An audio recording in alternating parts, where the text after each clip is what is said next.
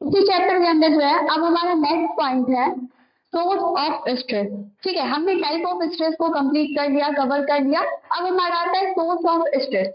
Source of stress क्या हो सकता है? कोई भी प्रॉब्लम है, कोई भी अपोजिट जो इन्वायरमेंट में कुछ सिचुएशन आ गया, तो कोई भी जो इस तरीके की चीजें क्या हो सकती है, वो हमारा स्ट्रेस का सोर्स हो सकता है। तो हमारा स्ट्रेस का सोर्स जो भी हो, हमारे स्ट्रेस के सोर्स को जो है 4 पार्ट में क्लासिफाई किया गया है इसमें। ठीक है, बताया गया है कि हमारा जो सोर्स ऑफ स्ट्रेस होता है वो 4 पार्ट में उसको क्या कर दिया गया है, क्लासिफाई कर दिया है, उसे बांट दिया गया है। पहला सोर्स ऑफ स्ट्रेस है क्राइसिस। इसमें ये कहना चाह रहा है कि जो क्राइसिस होती है, मतलब वैसी घटना होता है कभी कभी हमारे लाइफ में जिससे क्या होता है, व्यक्ति का खुद का कंट्रोल नहीं होता है।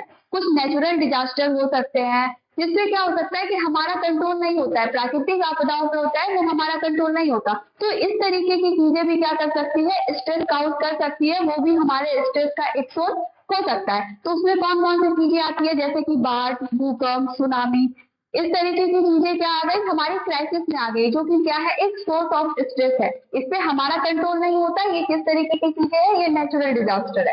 ठीक, दूसरा है हमारा मेजर लाइफ इवेंट। हमारे लाइफ में जो है कुछ मेजर इवेंट होते हैं, कुछ बहुत बड़ी बड़ी घटनाएं होती हैं हमारे जिंदगी में, जो क्या करता है, सोर्स कहलाता है। अब हमारे लाइफ में ऐसा कौन सा मेजर इवेंट हो सकता है जो कि स्ट्रेस का सोर्स बन सकता है, जैसे कि किसी का मैरिज।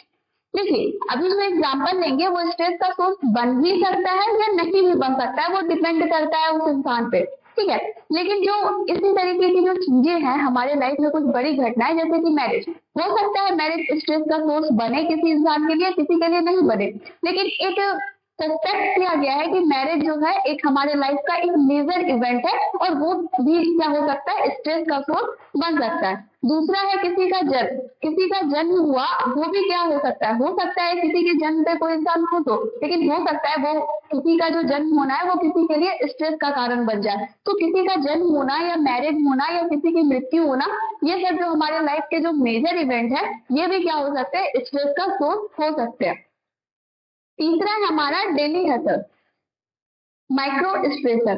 कहने का मतलब ये है कि तीसरा ये है कि हमारे जो दैनिक जीवन, रोज का जो जीवन होता है, डे टू डे जो लाइफ होता है, उसमें कुछ छोटे छोटे इवेंट होते हैं, छोटी छोटी घटनाएं होती है, जो क्या होता है, हमारा स्ट्रेस का सोर्स बन सकती है। उसको हम सोर्स ऑफ स्ट्रेस कह सकते हैं। जैसे कि अगर हमको कहीं पे जॉब के लिए जाना था या क्लास के लिए जाना था, लेकिन रास्ते में क्या आ गया, ट्रैफिक आ गया, जिसके कारण हम लेट हो गए, वहां समय से नहीं पहुंच पाए, कुछ काम को करना था लेकिन बीच में कोई रुकावट आ गया। तो इस तरीके से क्या हो रहा है कि कोई भी चीज, ये छोटी मोटी जो होती है हमारी डेली बेसिस पे, किसी ने डांट दिया, उसकी वजह से भी हम स्ट्रेस में चले जाते हैं। तो ये छोटा मोटा जो डे टू डे लाइफ में जो चीजें होती है, वो क्या हो सकती है, वो भी सोर्स ऑफ स्ट्रेस हो सकता है।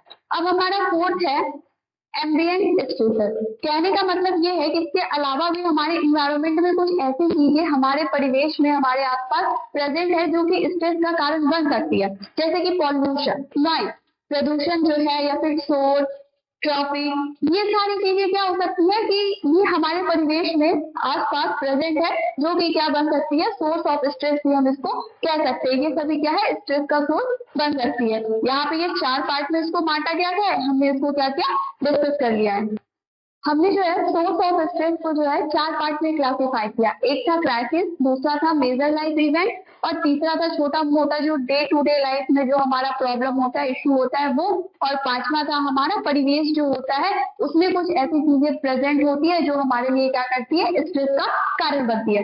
इसके अलावा भी अदर सोर्स और फैक्टर हैं जो कि स्ट्रेस का कारण बन सकते हैं। हम ये नहीं कह रहे कि एग्जैक्टली जो होगा ये स्ट्रेस काउंट करेगा ही करेगा, लेकिन हम ऐसा कह रहे हैं कि ये चीजें जो है वो स्ट्रेस का कारण बन सकती है। तो वो 4 जो क्लासिफिकेशन था वो तो था ही, लेकिन इसके अलावा भी कुछ अदर चीजें हैं, अदर सोर्स या फैक्टर हैं जो क्या करते हैं, स्ट्रेस का कारण बन सकते हैं। तो इसमें सबसे पहले बताया गया फिजिकल स्ट्रेसर।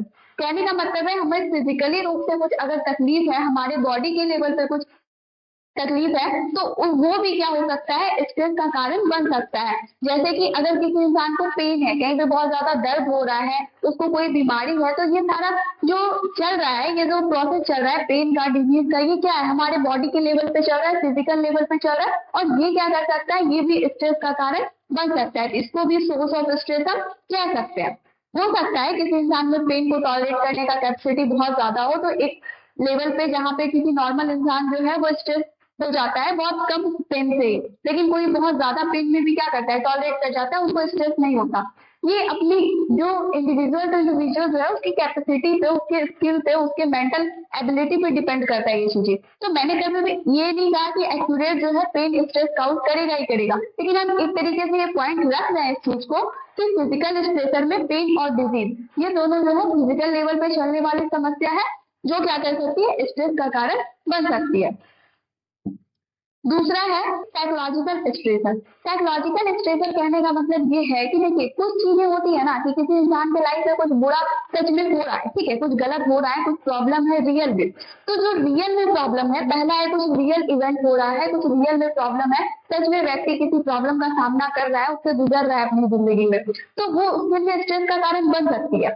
साइकोलॉजिकल स्ट्रेसर में इसे रखा गया। दूसरा है परसिव। इसमें क्या है कि व्यक्ति का जो है कुछ में रियल में हो नहीं रहा है, रियल में उसका लाइफ में सब कुछ अच्छा चल रहा है, लेकिन फिर भी वो कुछ क्या कर रहा है, सोचे जा रहा है और खुद परेशान हुए जा रहा है, तो उसको हम क्या बोलेंगे, परसिव कहेंगे। तो ये दोनों जो है, रियल में कुछ हमारे लाइफ में बुरा हो रहा है और दूसरा कुछ सब कुछ ठीक चल रहा है, लेकिन फिर भी हम कुछ भी सोचे जा रहे हैं, सोच सोच के हम क्या कर रहे हैं, मेंटल प्रेशर क्रिएट कर रहे हैं। तो ये दोनों चीजें किस लेवल पे चल रही है, हमारे साइकोलॉजिकल माइंड के लेवल पे। तो ये क्या हो गई, साइकोलॉजिकल स्ट्रेसर हम इसको कहेंगे।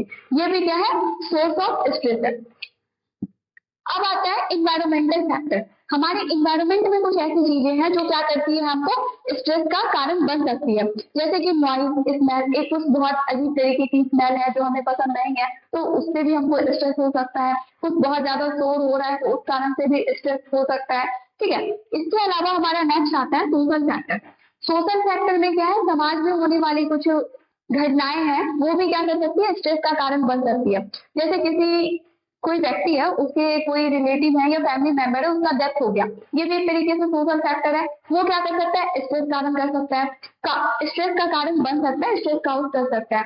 दूसरा है इकोनॉमिकल प्रॉब्लम। अगर किसी व्यक्ति को आर्थिक रूप से वो बेचारा तंगी में जी रहा है, तो वो भी क्या कर सकता है, स्ट्रेस का कारण बन सकता है।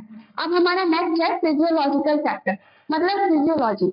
एक होता है एनाटॉमी और दूसरा होता है फिजियोलॉजी। एनाटॉमी जब हम बोल रहे हैं तो हम स्ट्रक्चर के लेवल पे बात कर रहे हैं अपनी बॉडी की, लेकिन जब हम फिजियोलॉजी बोलते हैं तो हम फंक्शन की बात करते हैं, अपने ऑर्गन की, अपने बॉडी की। तो फिजियोलॉजिकल प्रॉब्लम जो है, अगर किसी व्यक्ति को कुछ है तो वो भी क्या कर सकती है, स्ट्रेस काउंट कर सकती है।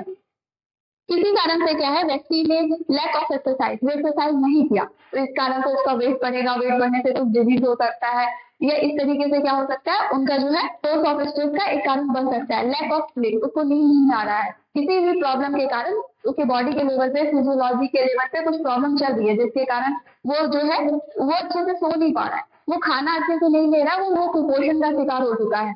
या फिर एज, एज जो है वो भी फिजियोलॉजी के ही अंतर्गत आता है। तो एक एज में जो होता है वो हमारे स्ट्रेस को जो है इफेक्ट करता है। एक एज में बहुत ज्यादा स्ट्रेस होता है, एक एज में हम लोग बहुत मस्ती से खेल रहे होते हैं, तो एज में जो है वो एक फिजियोलॉजिकल फैक्टर में आता है। ये सब क्या है, अदर सोर्स ऑफ स्ट्रेस है। ये सारी चीजें भी क्या कर सकती है, स्ट्रेस का कारण बन सकती है। तो ये एक सोर्स ऑफ स्ट्रेस और एक अदर सोर्स ऑफ स्ट्रेस, हमने दोनों को क्या किया, कवर कर लिया, समझ आ गया होगा। ठीक पॉइंट है, हमने सोर्स ऑफ स्ट्रेस को देखा, इसके अलावा अदर सोर्स ऑफ स्ट्रेस को हम लोगों ने देखा। इसी चैप्टर के अंदर जो है हमारा नेक्स्ट पॉइंट है स्ट्रेस मैनेजमेंट। अब स्ट्रेस है तो उसका मैनेजमेंट हम किस तरीके से कर सकते हैं, उनका प्रबंधन जो है हम किस तरीके से कर सकते हैं, इस बारे में जो है हम जानेंगे। देखिए, हम लोगों ने स्ट्रेस के जो है बहुत सारे टाइप्स को देखा, जैसे कि पॉजिटिव स्ट्रेस था, निगेटिव था, यू स्ट्रेस था, डिस्ट्रेस था, acute stress, chronic stress, episodic stress. तो क्या था कि इतने सारे स्ट्रेस को हमने देखा और इन सब के अंदर जो हमने कंटेंट को सुना या फिर जाना, पढ़ा, और वो कंटेंट क्या था, वो स्ट्रेस के बारे में कुछ बता रहा था कि पॉजिटिव स्ट्रेस जो होता है वो किस तरीके का होता है, या वो उसका हमारे हेल्थ के ऊपर कैसा इफेक्ट होता है, निगेटिव स्ट्रेस जो होता है उसका हमारे हेल्थ के ऊपर और फिर हमारी लाइफ के ऊपर क्या इम्पैक्ट पड़ता है। स्ट्रेस मैनेजमेंट जो है, अगर किसी को पॉजिटिव स्ट्रेस है तो वो तो अच्छा ही है ना, वो क्या कर रहा है, वो हमको काम करने के लिए, हमें आगे बढ़ने के लिए क्या करता है, प्रेरित करता है। इसके अलावा जो है उसका हमारे हेल्थ के ऊपर भी क्या होता है, अच्छा इफेक्ट देखने को मिलता है और हमारा वर्क परफॉर्मेंस भी क्या होगा, बेहतर होगा। लेकिन अगर किसी व्यक्ति में निगेटिव स्ट्रेस, वो हम लोगों ने टाइप में देख लिया। अब क्या है कि जब बात आती है स्ट्रेस मैनेजमेंट की, तो अगर किसी व्यक्ति में निगेटिव स्ट्रेस, स्ट्रेस का मतलब क्या, मेंटल प्रेशर, स्ट्रेस जो है, अगर किसी व्यक्ति में निगेटिव स्ट्रेस जो है वो बहुत ज्यादा है, तो उस कंडीशन में क्या हो जाता है कि वो अच्छी चीज नहीं है, तो उसका क्या करना होता है, मैनेजमेंट करना होता है। मैनेजमेंट हम किस तरीके से कर सकते हैं, उसका हमारे पास दो मॉडल दिया गया है। ठीक है, दो मॉडल दिया गया है किस लिए, स्ट्रेस के मैनेजमेंट के लिए। पहला आपका मॉडल है आदान प्रदान मॉडल। ठीक है, पहला जो मॉडल है वो स्ट्रेस मैनेजमेंट का है।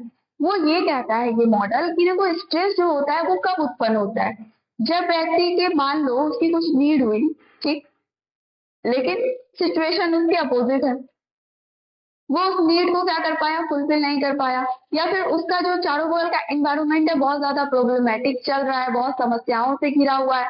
तो इस सिचुएशन में क्या होता है, व्यक्ति में स्ट्रेस क्रिएट होता है, या फिर वर्कलोड बहुत ज्यादा है तो उसमें मेंटल प्रेशर क्रिएट होता है। अगर उसको वो काम पसंद नहीं है तो वो क्या करेगा, तो उसमें निगेटिव स्ट्रेस आउट कर सकता है। ठीक है, इस कारण से क्या होता है कि जब इन सब चीजों की वजह से स्ट्रेस काउज होता है, तो जो हमारा पहला मॉडल है ट्रांसैक्शनल मॉडल, आदान प्रदान मॉडल, वो ये कह रहा है कि व्यक्ति को जिस चीज की आवश्यकता है, ठीक है, जिस चीज की कमी के कारण उसे स्ट्रेस हो रहा है, अगर वो वस्तु या वो चीज उसको अवेलेबल करा दी जाए तो उसका स्ट्रेस क्या हो जाएगा, समाप्त हो जाएगा। आदान प्रदान मॉडल नाम से लग रहा है कि कुछ देने और लेने की बात की जा रही है इस मॉडल में। ये मॉडल यही कहता है कि स्ट्रेस का जो कारण है, अगर व्यक्ति किसी कारण से परेशान है, उसे कुछ चाहिए, अगर वो व्यक्ति का हमको स्ट्रेस को जो है रिलीफ करना है, उस व्यक्ति के स्ट्रेस को हमें खत्म करना है, तो एक मॉडल ये हो सकता है, एक तरीका ये हो सकता है खत्म करने का कि उस व्यक्ति की जो डिमांड है, उस व्यक्ति की जो नीड है, उसके अकॉर्डिंग जो है हम उसको वो चीज दे दें। ट्रांसैक्शनल मॉडल यही कहता है कि व्यक्ति को उसके जो जरूरत के हिसाब से जो चीज चाहिए वो दे देने से क्या हो जाएगा, उसका स्ट्रेस जो हो जाएगा वो कम हो जाएगा। तो ये क्या है, एक हमारा स्ट्रेस मैनेजमेंट का एक मॉडल हुआ, एक मेथड हुआ। दूसरा है हमारा हेल्थ रियलाइजेशन और इनेट हेल्थ मॉडल। इसका कहने का मतलब ये है, इस मॉडल के अंतर्गत ये कहा गया है कि कोई भी व्यक्ति किसी भी प्रॉब्लमैटिक सिचुएशन में किस तरीके से एडजस्ट करेगा वो उसकी मेंटल एबिलिटी, ठीक है, उसके स्किल पे डिपेंड करता है। मतलब वो व्यक्ति किस तरीके से सीखा है, उसको स्ट्रेस मैनेजमेंट के बारे में क्या पता है, वो किस तरीके से स्ट्रेस मैनेजमेंट कर सकता है, वो मानसिक रूप से कितना योग्य है स्ट्रेस मैनेजमेंट करने के लिए। तो हमने यही कहा कि जो व्यक्ति है उसके लाइफ में कुछ स्ट्रेस आ रहा है तो वो उसके मेंटल एबिलिटी या फिर कुछ स्किल्स पर डिपेंड करते हैं कि किस तरीके से स्ट्रेस को हैंडल करता है। ठीक है, लेकिन जब व्यक्ति जो होता है वो स्ट्रेस में होता है तो क्या होता है, वो बहुत ज्यादा अनसिक्योरिटी फील कर रहा होता है, उसमें असुरक्षा की भावना डेवलप हो जाती है और बहुत निगेटिव थॉट उसके माइंड में आ रहे होते हैं उस वक्त। तो इसको जो है पॉजिटिव चीज से हम क्या कर सकते हैं, रिप्लेस कर सकते हैं। अगर उस व्यक्ति को हम ट्रेन करें, अगर उस व्यक्ति को हम इस बारे में बताएं कि किस तरीके से स्ट्रेस मैनेजमेंट किया जाता है, स्ट्रेस के सिचुएशन में कैसे हमें रिएक्ट करना चाहिए, किस तरीके से जो है उस व्यक्ति में क्या करें, स्किल डेवलप करें स्ट्रेस को जानने, पहचानने और उसके प्रति रिएक्ट करने के लिए, तो ये भी एक तरीका हो सकता है स्ट्रेस मैनेजमेंट का। जब व्यक्ति जो है स्ट्रेस के कंडीशन में अनसिक्योरिटी फील कर रहा है, उसमें निगेटिविटी बहुत ज्यादा है, तो उसको हम क्या कर सकते हैं, उस वक्त हम कुछ पॉजिटिव चीज अपनाने की सलाह दे सकते हैं। इससे भी क्या हो सकता है, उसका जो स्ट्रेस है वो रिड्यूस हो सकता है। तो ये भी क्या है, एक स्ट्रेस मैनेजमेंट का मॉडल है, एक तरीके का तरीका कह सकते हैं ये दो। अब हमारा नेक्स्ट पॉइंट आता है technique use in reduce the stress. मतलब कोई ऐसी टेक्निक है, कुछ ऐसी तकनीकें हैं जिसका इस्तेमाल करके हम स्ट्रेस को रिड्यूस कर सकते हैं, स्ट्रेस को कम कर सकते हैं। तो हाँ, कुछ टेक्निक अवेलेबल है, जैसे कि मेडिटेशन। मेडिटेशन से हम क्या कर सकते हैं, स्ट्रेस को रिड्यूस कर सकते हैं, कम कर सकते हैं। हम योगा कर सकते हैं, इसके अलावा हम कुछ बुक पढ़ सकते हैं, हम म्यूजिक सुन सकते हैं और माइंडफुलनेस भी हम कर सकते हैं। माइंडफुलनेस जो है वो एक तरीके का मेडिटेशन का ही हम टाइप कह सकते हैं। मेडिटेशन में क्या होता है कि व्यक्ति आंख बंद करके किसी एक चीज पे अपने माइंड को फोकस करने की वो क्या करता है, मेडिटेशन में कोशिश करता है। वो आंख बंद करके एक जगह पे बैठ के इस तरीके से मेडिटेशन को परफॉर्म करता है। लेकिन माइंडफुलनेस जो होता है इसमें आंख बंद करने की जरूरत नहीं है। व्यक्ति जहां है, जिस कंडीशन में है, जिस सिचुएशन में है, वहां पे क्या करता है कि वो अपने आसपास हो रही चीजों को लेके क्या होता है, अवेयर हो जाता है। इसी को हम क्या बोलते हैं, माइंडफुलनेस बोलते हैं। जैसे कि अब वो क्लास में ही है, वो क्लास में क्या एक्टिविटी चल रही है बस उसी को वो क्या कर रहा है, वो देख रहा है बस उसको देखे जा रहा है, वो प्रेजेंस ऑफ माइंड को दर्शाता है। तो अगर वो जो हमारा माइंड है वो अभी यहाँ प्रेजेंट है और वो इस एक्टिविटी को अभी वो देख रहा है या उसके बारे में सोच रहा है, तो हमारा जो कुछ भी परेशानी है उसको हम क्या कर सकते हैं, वो रिड्यूस हो सकता है, उस पर हमारा ध्यान नहीं जाएगा। तो माइंडफुलनेस है, एक्सरसाइज हम कर सकते हैं, प्रेयर हो गया, हम प्रार्थना कर सकते हैं, ठीक है। तो इस तरीके की कुछ टेक्निक है जिसको हम अपना के क्या कर सकते हैं, हम जो है स्ट्रेस को क्या कर सकते हैं, रिड्यूस कर सकते हैं, ठीक। इसके अलावा क्या है कि स्ट्रेस का हमारे फिजिकल और मेंटल हेल्थ दोनों पे इफेक्ट पड़ता है।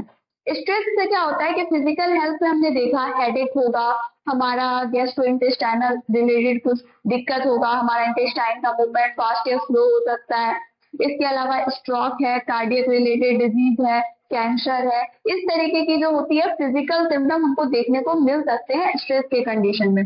देखिए कभी कभी होता है ना कि कोई व्यक्ति जो है किसी बीमारी के साथ प्रेजेंट हुआ, वो हॉस्पिटल आया डॉक्टर के पास किसी बीमारी को लेके, अब उनसे उनकी हिस्ट्री पूछी जा रही है तो वो हर चीज से ना कह रहा है, जैसे कि वो अल्कोहलिक भी नहीं है, वो बहुत ज्यादा शुगर भी नहीं ले रहा है, वो बहुत नॉर्मल और सिंपल लाइफ स्टाइल मेंटेन करता है, वो खाना भी हेल्दी खाता है, लेकिन इन सब के बावजूद भी जो है उसको हो सकता है किसी व्यक्ति को, हम ऐसा नहीं कहेंगे हर किसी को ऐसा होता है, लेकिन ऐसा होता है किसी किसी इंसान में कि इन सब के बावजूद भी कि वो इस तरीके की चीजें नहीं ले रहा, उसको कुछ इश्यू हो गया, उसको कार्डियक रिलेटेड इश्यू है, तो ये इश्यू जो है उसको डायबिटीज हो गया।